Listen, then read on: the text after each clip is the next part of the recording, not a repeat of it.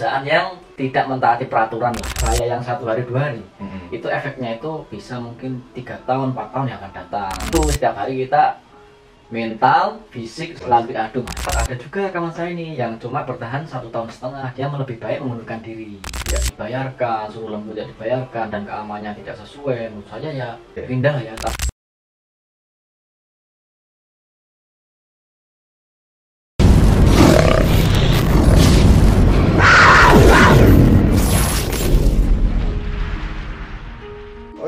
Assalamualaikum warahmatullahi wabarakatuh. Gimana guys, apa kabar kalian semua? Ketemu lagi bareng saya, Priyuda Pratama, di acara yang agak jelas ini, acara tiba-tiba bertanya. Jadi kali ini kita bakal bahas sesuatu yang seru dan sedikit informatif ya mungkin ya. Jadi pokoknya tetap stay tune. Terus satu lagi ya, karena topik kali ini nggak main-main ya, tentu saja saya tidak sendiri, jadi saya ditemani narasumber terpercaya saya. Inilah dia, Mas Wahyu Setiawan. Kita kedatangan langsung dari Jawa Tengah narasumber kita ya. Sebelum kita mulai perbincangan hari ini, kita mulai dengan Mas Wahyu untuk memperkenalkan diri dulu. Mas Wahyu, silakan. Ya, yang mungkin singkat saja, nama saya Wahyu Setiawan dari Solo, Jawa Tengah, dan sudah di Jepang 6 tahun ini ya. Mungkin itu saja. Terima kasih Mas Wahyu sudah memperkenalkan diri ya. Sangat luar biasa sekali ya, 6 tahun di Jepang loh. Jadi pembahasan yang akan kita bahas di tema hari ini ya, yaitu Black Company. Mungkin Mas Wahyu itu lebih tahu tentang Black Company, jadi saya undang dia di sini. Dari mana Mas Wahyu di Jepangnya dulu? Di Nagano Sampai sekarang di Nagasaki ya. Dari udah sangat lama ya Mas Wahyu? Ya lumayan lah, dibilang baru juga masih belum lama juga ya, tapi ya 6 tahun menurut saya udah lumayan lah. 6 tahun itu cukup lama dong Mas Wahyu ya. Mungkin sebelum memasuki ke beberapa pertanyaannya Mas Wahyu, saya hanya ingin bertanya kepada Mas Wahyu, Jepang itu menurut Mas Wahyu gimana sih? Wah, Jepang itu apa ya, negara yang menarik menurut saya ya, karena sangat berbeda dari Indonesia ya. Dengan Indonesia itu sangat berbeda ya. Jepang intinya itu banyak mengajarkan tentang cara berpikir dan cara bekerja tanpa menyerah, itulah yang pasti di situ. Keren. Berarti Jepang itu mayoritas masyarakat itu kerja tanpa menyerah ya? Wah, itu gila pokoknya lah. Kalau masalah untuk kerjaan ya, saya juga masih heran lah. Dimanapun orang Jepang kok seperti itu gitu. Oh, seperti itu ya. Iya. Berarti emang dari kecil kali ya. Kalau di tempat kita kan kerja nggak kayak gitu kali ya? Iya, ya, memang gimana namanya? Orang di sini kalau kerja ya, misalnya nggak ada mandor lah istilahnya kan. Iya. Ada mandor pun bekerja dengan maksimal gitu loh. Nah, nggak ada istilahnya itu, wah ada ini yang awas nih kita rajin, nggak ada seperti itu ya. Oh ya, kalau di kita kan banyak tuh yang kayak gitu tuh. Wah, ya, mumpung nggak ada orang nih, gini aja. Oh, berarti di sini mayoritas tetap berpegang dulu dengan kerjaannya ya. Iya. Jadi bertanggung jawab ya secara tidak langsung. Iya, bertanggung jawab diri pribadi lah intinya. Oke, kita langsung masuk ke pertanyaan aja ya Mas Wahyu. Sesuai dengan tema hari ini ya, yaitu Black Company. Black Company atau ya, perusahaan gelap ya. Mungkin Mas Wahyu itu lebih paham lah dibanding saya. Menurut Mas Wahyu sendiri itu apa sih definisi Black Company menurut Wahyu, dan untuk mengenali ciri-cirinya itu gimana sih? Kalau menurut saya itu ya, Black Company itu ya perusahaan yang tidak mentaati peraturan lah dalam misalnya lembaga kepemerintahan Jepang di sini ya. Itulah yang kalau mungkin ciri-cirinya itu banyak lah, mempekerjakan orang yang tidak mempunyai izin resmi 19 minggu dan bekerja di atas jam yang telah ditentukan di dalam pemerintahan itu lah. Ya mungkin disitulah ya garis besarnya. Oh, berarti secara tidak langsung itu banyak ya di Jepang ya, yang maksudnya yang tidak mentaati peraturan ya? Wah, kalau ditanya bukan banyak lagi Mas, malah mungkin ya mayoritas, kurasa mayoritas perusahaan di Jepang ini ya memang banyak sih yang untuk yang tidak mentaati peraturan yang disebut dalam apa ya namanya masuk dalam black company lah ya, pabrik yang dalam masuk golongan black company lah. Itu sangat banyak ya berarti ya di Jepang. Terus ini Mas, kalau untuk black company sendiri itu kan biasanya perusahaan itu teridentifikasinya itu ya apa namanya ya, dari sektor pekerjaan jenis apa aja sih mayoritasnya? Wah, kalau pekerjaan lah ya bermacam-macam ya. Yang jelas itu mayoritas pekerjaan yang berat, yang orang Jepang pun misalnya mau mengerjakan itu hanya orang-orang tertentu gitu. Misalnya di dalam Ginba ya, Ginba itu kalau bahasa Indonesia apa ya? Ya di lapangan gitu. Sipil lah, sipil seperti pengecoran apa ya? Kayak semen lah, banyak semen, pengaspalan, pertanian, dan mungkin pabrik-pabrik yang resiko kecelakaan kerjanya besar gitu ya. Oh, berarti kita gampang ya untuk melihat ya mayoritas apa namanya perusahaan itu yang bergerak di Genba ya. Ya, memang rata-rata Mas ya. Untuk pabrikan sendiri itu kayak manufaktur, apakah ada yang termasuk black company? Sebenarnya banyak juga Mas ya. Yang di pabrik ada kan pekerjaan yang mungkin berat atau resikonya itu sangat besar. Itu biasanya itu perusahaan kalau mempekerjakan orang Jepang, dia harus up lebih nih dalam gaji bonus itu. Makanya kan perusahaan sendiri rugi dong. Iya. Nah, untuk misalnya membayar orang Jepang itu, dia lebih baik mempekerjakan orang asing 2 atau 3 orang dengan gaji yang istilahnya standar lah. Dan itu bisa di cover oleh orang asing itu kan. Oh, makanya di Jepang banyak pekerja asing ya. Iya, di situ juga. Gitu ya. Nah, terus itu bagaimana dampak pekerja tersebut dari kesehatan mental fisiknya itu gimana itu? Kalau dampak buruknya Mas ya, yang jelas kalau orang Jepang sendiri nggak mau bekerja di situ, otomatis kan bahayanya pasti kan. Nah, tapi di sini kan bukan kita melihatnya bahaya yang 1 hari 2 hari. Itu efeknya itu bisa mungkin 3 tahun 4 tahun yang akan datang. Seperti itulah. Jadi waktu bekerja itu tidak merasakan, karena perusahaan pun tidak memberitahu itu sama orang asing. Yang penting kamu mau bekerja di sini, saya bayar gitu kan. Nah, saya gaji lah. Nah, itu untuk dampak fisik ya. Fisiknya ya. Untuk dampak mentalnya itu gimana? Wah, mental pun ya dalam yang apa ya, yang bekerja di situ Mas ya, walaupun kerjaan udah seperti itu, dia juga bingung kan, istilahnya dalam mentalnya mau keluar juga nggak tahu gimana. Pasti tiap hari kan ditekan, harus selesai. Makanya mentalnya pun kebanyakan di situ, mentalnya kan down lah istilahnya. Seperti itu ya Mas. Oke, ini untuk pengalaman pribadi nih Mas. Mas Wahyu sendiri pernah nggak sih bekerja gitu di suatu perusahaan black company? Wah, saya pernah ya sekali itu. Memang apa ya namanya, orang kepepet lah istilahnya kan. Nah, pernah itu saya keluar dari pekerjaan yang resmi saya. Bukan keluar karena ini ya, saya waktu liburan gitu kan, uang udah habis, minjem sama siapa nggak tahu kan, kawan sendiri pun pada dipinjemin susah.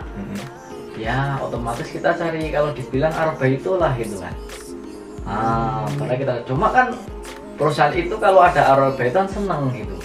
Nah, dia seneng dan kita butuh uang. Sebenarnya sama-sama saling menguntungkan ya. Iya, itu untuk sisi positif ya Mas. Ya. Tapi pun ada negatifnya Mas. Oh, ada negatifnya.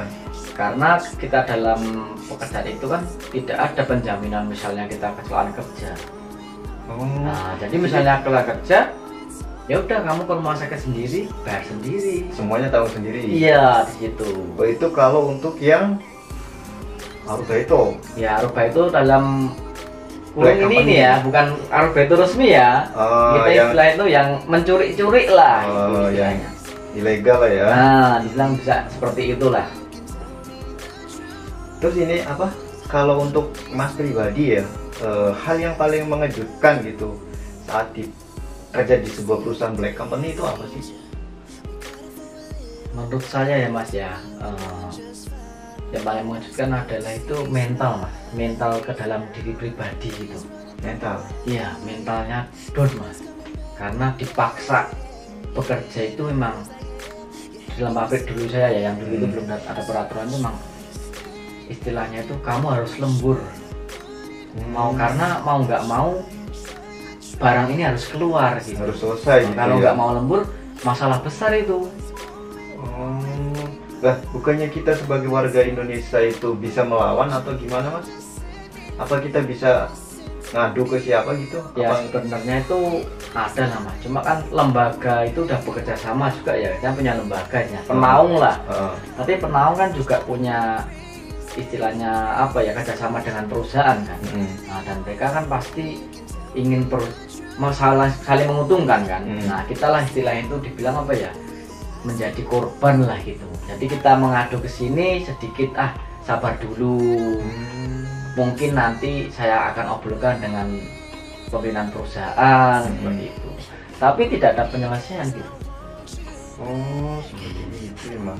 Terus untuk kalau misalkan kita bekerja di black company itu sisi keuntungannya apa gitu? Untuk ke sisi positifnya itu? Ya, kalau sisi positifnya Mas ya, karena kita dipaksa lembur, otomatis itu untuk di pabrik saya ya, dan kerjaan kita itu banyak, jam kerja banyak, otomatis gaji kita juga nambah gitu loh. Oh, gajinya semakin besar gitu ya? Ya, karena kita pun kan resmi istilahnya kan. Oh iya. Resmi gitu.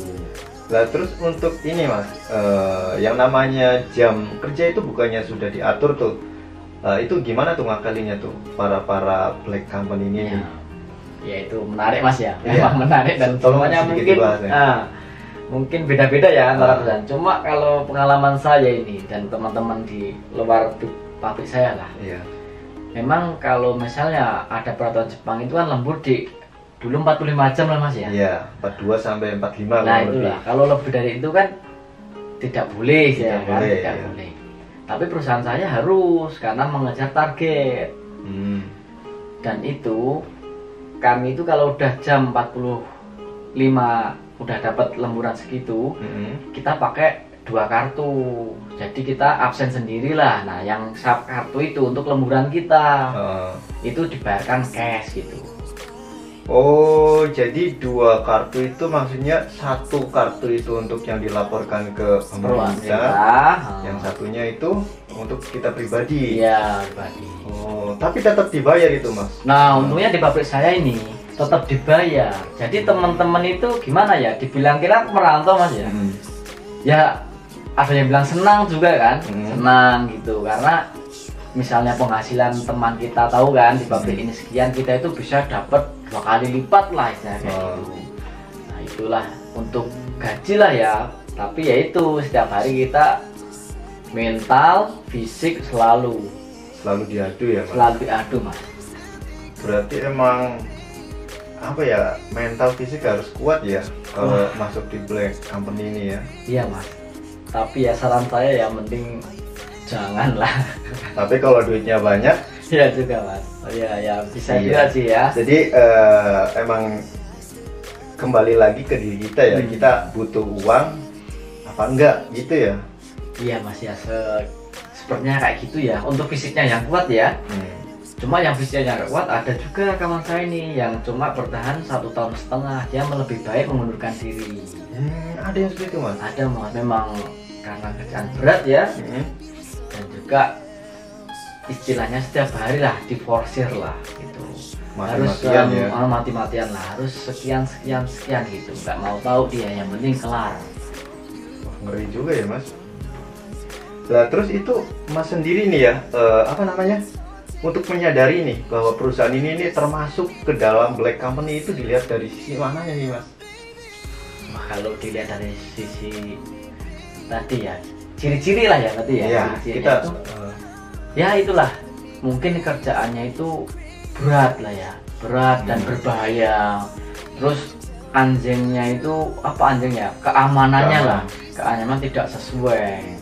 Dan jam kerjanya itu sangat berlebihan kan. Misalnya kita lembur harusnya 45 jam tapi harus sampai 100 jam. Kan jauh Mas itu. 2 kali lipat lebih. Nah seperti itulah ya. Berarti secara tidak langsung jika ada teman atau saudara kita yang kerja di pabrikan Jepang gitu ya, khususnya di Jepang ini ya, itu jika lemburnya lebih dari 42, kemungkinan besar perusahaan tersebut teridentifikasi black company berarti ya Mas? Iya Mas ya, mungkin seperti itu ya. Ya memang apa ya namanya, tapi rata-rata memang seperti itu mungkin ya Mas ya, tapi walaupun tidak tahu ya, untuk perusahaan kecil ya ini ya, bukan untuk perusahaan yang kelasnya seperti yang besar-besar lah, dan AB itu kan besar, itu kalau itu kan udah. Oh berarti di Jepang ini banyak ya perusahaan, itu ada perusahaan besar dan perusahaan kecil ya? Iya Mas, ya mungkin yang black company itu memang di sini perusahaan keluarga lah. Oh berarti yang namanya black company mayoritasnya itu Di yang menjalankan itu perusahaan keluarga. Betul sekali. Gitu. Paham. Lah terus gini Mas, kalau kita nih ya apa namanya udah mengetahui bahwa perusahaan ini termasuk golongan black company, apa yang harus kita lakukan Mas? Sebaiknya itu ya kalau ada perusahaan yang lain, mungkin saran saya pindah. Cuma itu ke masing-masing orang ya. Kalau untuk misalnya tidak dibayarkan, suruh lembur tidak dibayarkan, dan keamanannya tidak sesuai, menurut saya ya Pindah ya? pindah lah ya. Tapi berarti itu ada juga ya, itu namanya dampak negatif ya? Dampak negatif ya tuh. Lah jika dampak positifnya itu berbalik, maksudnya baik buat kita gitu, Ya, sarannya apa Mas? Memang ada Mas ya, jadi dampak positif dari black company karena kita perantau lah ya. Perantau itu butuhnya kan uang kan. Nah, misalnya kita pengennya gaji besar, ya adanya perusahaan itu yang mungkin satunya baik kan, disupport. Ada juga yang dikasih vitamin karena lembunya banyak misalnya kan. Nah itu ya kepribadi lah ya, pribadi untuk orang itu dipertahankan silakan, enggak pun ya silakan. Gitu.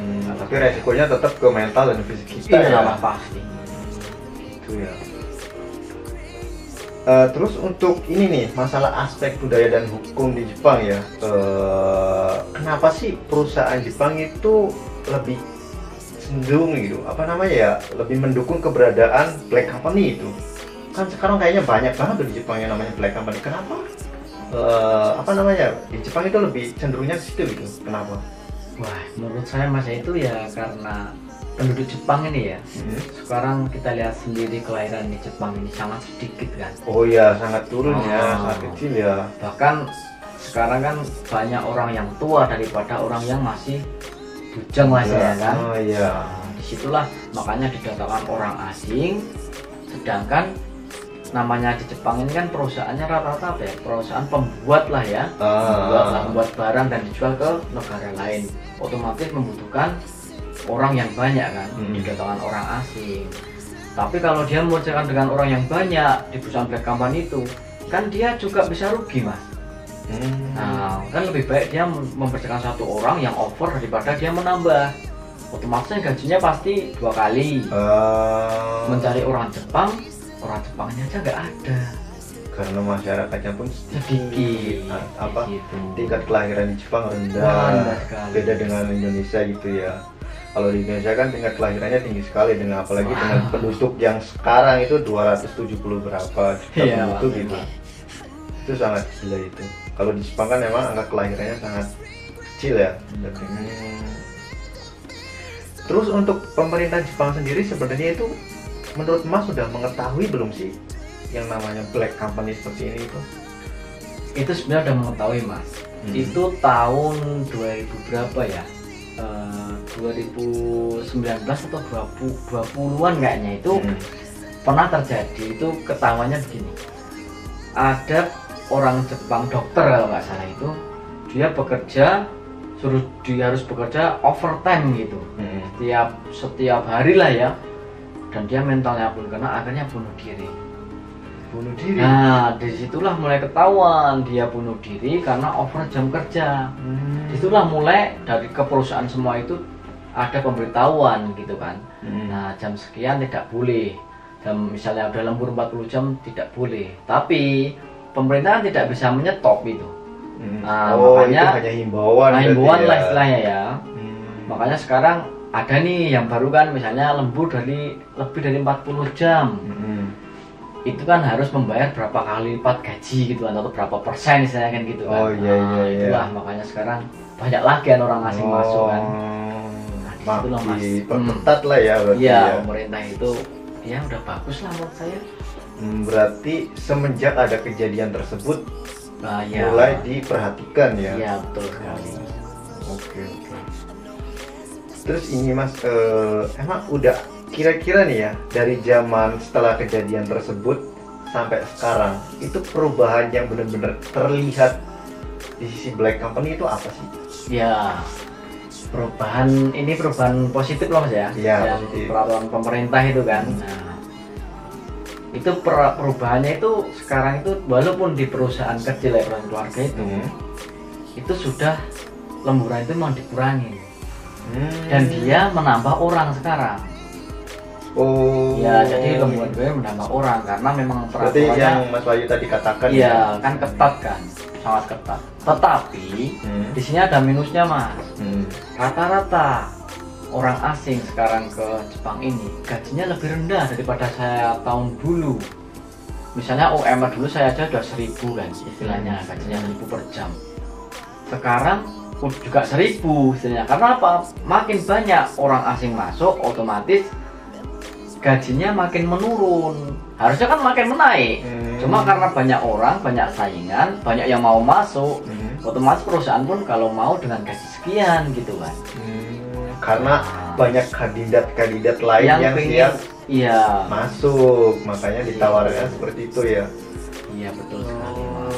Jadi emang Black Company di Jepang itu kesimpulannya itu sangat banyak ya. Iya Mas, banyak. Dan mayoritasnya itu di kalangan perusahaan keluarga, ginba seperti itu. Kalau orang misalnya kita dalam pengaspalan jalan Mas ya, kita bayangkan aja ya musim panas di sini sampai 40 derajat. Panas banget itu.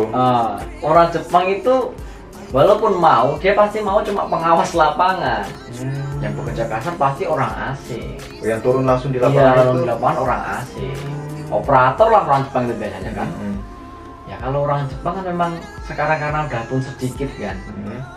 Mungkin cari kerja pun lebih mudah ya kan orang Jepang. Nah, makanya orang-orang yang istilahnya kita ini mau misalnya udah pekerjaan di seperti itu ya mau nggak mau adanya di lapangan itu tempatnya gitu loh. Nggak bisa kemana-mana, bisanya kan pulang. Kalau nggak pulang ya mungkin kalau mau pindah perusahaan pun kalau pemula Mas ya, pemagang itu kan susah Mas sekarang. Emang ada berapa visa sih Mas yang Mas tahu ini? Ya setahu saya itu memang ada sebenarnya ya yang kalangan rata-rata orang bekerja lah ya. Rata-rata kan ada 4 visa. Yang pertama pasti pemagang itu kan pertama kan. Nah visa terbaru terutama masih terbaru Mas ini ya. Tokopedia kan masih baru.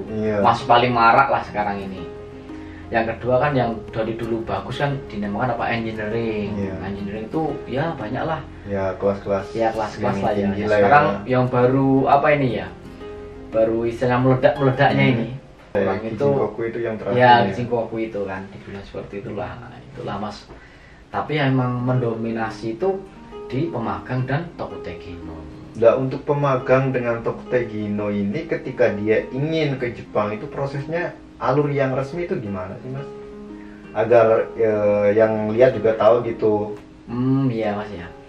Sebenarnya kalau pemagang ini dia ini ya lebih enak ya harusnya dalam prosesnya ya lebih mudah lah karena dia harus hanya melewati istilahnya itu masuk satu lembaga gitu. Istilahnya dibilang apa LPK gitu aja lah. Masuk LPK dari situ nanti dibimbing tinggal berangkat gitu ya, mungkin belajar lah ya sampai bab 25 seperti itu sudah bisa berangkat. Nanti di Jepang training center dulu 1 bulan seperti itu kan, habis itu bisa bekerja gitu. Karena memang kalau namanya pemagang Mas ya, pemagang kan masih banyak dilindungin lah. Nah, walaupun tapi minusnya kan gajinya agak rendah gitu. Kalau Tokutegino agak ribet sedikit lah, misalnya harus ada keterampilan kayak yang dinamakan sekarang apa itu SSW lah singkatannya. SSW ya. Ya SSW sama harus bahasa Jepangnya ini menguasai minimal N4 atau CFT A2 basic. Tapi memang kalau untuk pemula Tokutegino dari Indonesia ya sekarang harus N4 minimal. Nah, N4 kan setahun cuma 2 kali. Diadakannya ya. Iya. Sekarang kan lebih mudahnya ikut namanya CFT A-Basic 2 itu Mas. Yang biasanya ada 2 bulan sekali seperti itu, lebih cepat lah istilahnya. Oh gitu ya mas. Terus ini mas, mungkin udah agak-agak sedikit terakhiran ini ya. Iya. Kalau misalkan kita sebagai Tokugino ya dan bekerja di Jepang, terus terlanjur terjerumus gitu ya di Black Company, terus kita ada keinginan pindah gitu, kira kita apa namanya yang nyari kerja itu gimana cara nyari kerja di Jepang itu? Wah ya ini mas ya, untuk pindah kerjaan ya istilahnya. Pindah kerjaan itu sebenarnya prosedurnya nggak sulit, cuma istilahnya itu dinamakan TSK lah, namanya TSK lah ya. TSK itu adalah lembaga penyalur kerja lah dibilang seperti itu. Cuma dia di kalangan apa ya, perorangan biasanya gitu. Belum masuk lembaga loh TSK itu ya, namanya TSK. Namanya perorangan, nanti dia masukkan ke lembaga lagi. Nah seperti itulah. Jadi kalau mau pindah ya kita cari-cari TSK lah, tanya-tanya, ini mas ada kerjaan seperti bidang saya enggak? Nah kalau ada kita tanya misalnya cocok apa enggak, kalau cocok kita nanti bisa wawancara sama TSK nya, berkas masuk kan, baru kita wawancara sama perusahaannya. Kalau oke kita bisa pindah. Cuma di sini kan ada mas yang kata-kata tuh, kita misalnya udah masuk nih di dalam satu bidang itu minimal 1 tahun gitu kan. Kalau kita 1 tahun tidak menyelesaikan di perusahaan yang walaupun kita udah terjun di Black Company itu 3 bulan lah misalnya mau pindah, itu juga susah mas, nanti berkas kamu ditahan. Makanya kalau walaupun yang mau pindah ini ya, saran saya untuk yang mau pindah pun bener-bener memikirkan lah, nanti pindah ini dapat yang Black Company lagi apa enggak gitu. Lah kalau dapat yang Black Company lagi kan sama aja bohong berarti ya. Iya. Belum tentu Black Company yang nanti kita pindah lebih baik ya, dari tempat kita sekarang. Iya. Berarti ini suatu wejangan juga nih kawan-kawan, dari Mas Wahyu. Ini bagus ini. Oh berarti seperti itu iya, ya mas. Ya. Daripada kita ngobrol terus, mending dibuka dulu mas minumnya mas. Oh iya ya, terima kasih nih ya, mau minum dari tadi coba. Aduh saya jadi nggak enak ini. Kita buka ini. Jadi kita kampai dulu. Iya mas. Wah kampai ya, budaya Jepang ya. Oh ini asli Jepang, langsung kita kampain ya, dulu. Kampai. Sambil berbincang-bincang biar nikmat guys.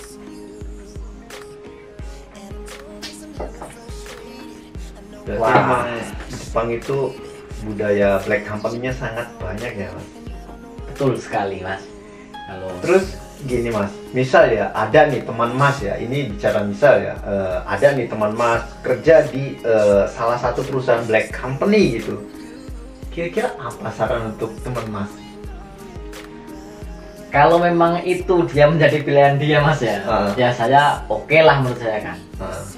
Cuma kalau yang menurut saya ya kurang apa sesuai lah standar pertama gaji dan tentu itu, saya biasanya menyarankan carilah pekerjaan lebih bagus. Karena memang ini mas, di Jepang ini bukan kok orang yang menurut saya ini ya, orang kok yang memang berpendidikan bagus dari Indonesia nanti masuk ke Jepang langsung tahu segalanya enggak. Orang yang berpengalaman dia, yang tahu tentang istilahnya Jepang ini loh, yang untuk dalam pekerjaan itu. Jadi mending kalau saya orang yang mau pindah pun cari relasi dulu. Oh jadi berarti secara tidak langsung itu orang yang berpendidikan itu dominan kurang dibanding orang yang iya mas ya, kurang ya. Walaupun istilahnya kurang wawasan ya, wawasan untuk pindah kerja ya. Kalau untuk bekerja pasti yang orang dari Indonesia lah ya, yang kalau orang Indonesia berpendidikan pasti dia masuk ke Jepang dapat perusahaan yang bagus. Iya. Jarang Black Company. Kalau kita kan dari kalangan bawah ya kan. Iya juga ya. Seperti itu. Itulah. Berarti emang saran untuk teman mas sendiri ini lebih ke terserah yang ngejalanin ya. Iya bener. Karena kita nggak punya hak juga mas. Hak untuk nyuruh mereka tidak, untuk nyuruh mereka tetap nggak punya hak, tapi tetap hanya ngasih saran gimananya tetap yang jalani ya. Nah itu juga ya, saya mau ada sedikit cerita unik ini ya. Baru seminggu kemarin mas, biasanya memang saya kan ditanya tentang job-job seperti itu kan. Saya sering berbagi, ini ada ini dengan TSK sekian gitu kan. Ini TSK-nya itu. Nah orangnya itu Saya tanya kan, ada kerjaan nggak di situ gitu kan? Ada kan gitu. Tapi kenapa pindah kerjaan? Nah dia bilang, oh saya diusir dari perusahaan. Loh kok bisa? Saya tanya kan, kok bisa kamu dari perusahaan diusir? Kan nggak mungkin dong, nggak ada kesalahan. Iya. Ternyata dia bercerita itu saya menggunakan visa yang apa ya, tidak resmi saya gitu. Waduh, saya gimana ya? Ini kawan baik, kawan baik. Kalau nggak saya tolong, nanti sih di Indonesia mas ya, kita sering ketemu, nggak enak juga. Tapi kalau kita ditolong, kita pun resiko gitu loh. Oh iya. Banyak resiko. Ya saya sekedar menyarankan lah, saya bilang kan. Mungkin untuk nginep kamu sehari 2 hari bisa saya di sini. Saya kan sehari 2 hari ya saya bilang untuk sekedar berteduh, untuk mencari tiket pesawat mungkin mas ya. Nah kan bisa mungkin. Nah tapi untuk mencarikan pekerjaan dengan visa istilah tersebut dengan kurung waktu yang lama saya tidak bisa. Nah itu Pengalamannya iya itu yang baru seminggu. Sebenarnya saya udah tahu mah, cuma untuk sekarang itu saya saran untuk kawan-kawan dari Indonesia ya, kalau bisa itu resmi ya, datang ke Jepang itu bener-bener bisa. Kalau magang ya magang, atau kutek itu nggak usah pakai yang ini, nanti efeknya bingung sendiri di sini. Efeknya berarti nanti di belakangnya ya? Iya mas, betul sekali, bingung mas, bingung sendiri. Yang disebut visa tidak resmi itu biasanya visa untuk kerja itu seperti apa sih? Kan tadi yang disebutin ada pemagang dan visa terpilih. Nah untuk yang misalkan kita datang kerja di sini, itu yang disebut nggak resmi itu visa. Misalnya begini mas ya, dibilang kita apa, wisata lah ya. Kita datang ke Jepang dengan visa wisata. Sampai Jepang namanya wisata ya wisata lah, pulang-pulang. Nah dia nggak pulang istilahnya, malah mencari pekerjaan. Kan susah sendiri mas. Berarti awal tujuannya itu dia itu di visa tertera untuk jalan-jalan ya. Nah iya betul. Tapi padahal di sini dia untuk kerja. Betul. Ada juga mas yang seperti itu mas. Ya memang mungkin banyak mas ya. Cuma karena itu teman saya istilahnya kan, saya pun kaget. Wah, saya pun makanya saya tidak bisa semata-mata menolong anda karena visa tersebut. Mungkin kalau dia itu toko Tegino ya, ada masalah kita pun kan bisa ya. Bisa lah istilahnya. Tadi kan TS atau apa. Pengalaman anda ini sangat luar biasa ya mas. Sangat sedikit lah mas ya. Sangat banyak ini. Ini udah sangat panjang sekali ya obrolan kita ini. Udah lebih dari 20 menit lebih. Oke, terima kasih Mas Wahyu. Jadi seperti itu ya perbincangan kali ini, dan terima kasih banyak buat penonton yang setia nonton channel saya di acara apa ini namanya, Tiba-Tiba Bertanya, bersama narasumber Wahyu Setiawan, Mas Wahyu ya, yang sudah banyak banget sharing cerita yang sangat menarik menurut saya, dan bisa jadi ilmu buat kalian semua yang pengen ke Jepang, biar jadi apa namanya ya, sedikit wawasan, sedikit pandangan ketika harus ke Jepang itu harus gimana, harus mencari apa, harus intinya relasi yang banyak ketika mau ke Jepang ya guys. Mungkin sekian dari saya dan narasumber terpercaya saya, Mas Wahyu Setiawan, langsung dari Jawa Tengah. Saya datangkan. Jangan lupa untuk terus pantengin podcast ini di episode berikutnya ya guys. Terima kasih. Assalamualaikum warahmatullahi wabarakatuh. Terima kasih Mas Wahyu. sama-sama.